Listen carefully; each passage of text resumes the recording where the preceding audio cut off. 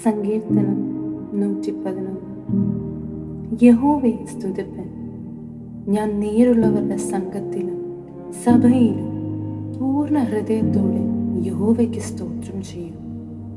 യഹോവയുടെ പ്രവൃത്തികൾ വലിയവയും അവയിൽ ഇഷ്ടമുള്ളവരൊക്കെയും ശോധന ചെയ്യേണ്ടിയവയും ആകുന്നു. അവൻ്റെ പ്രവൃത്തി മഹത്വവും തേജസ്സുമുള്ളത്. അവൻ്റെ നീതി എന്നേക്കും നിലനിൽക്കുന്നു. അവൻ തൻ്റെ അത്ഭുതങ്ങൾക്കൊരു ജ്ഞാപകമുണ്ടാക്കിയിരിക്കുന്നു. യഹോവ കൃപയും കരുണയുമുള്ളവൻ തന്നെ.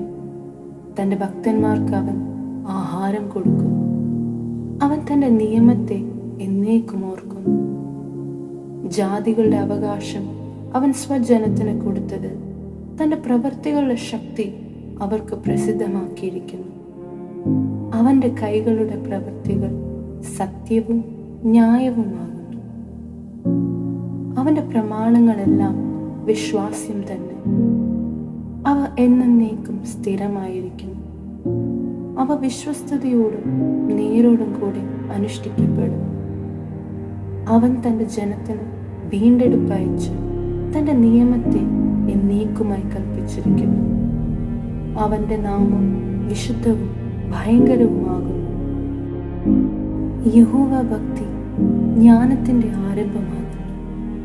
അവയെ ആചരിക്കുന്ന എല്ലാവർക്കും നല്ല ബുദ്ധിയുണ്ട്.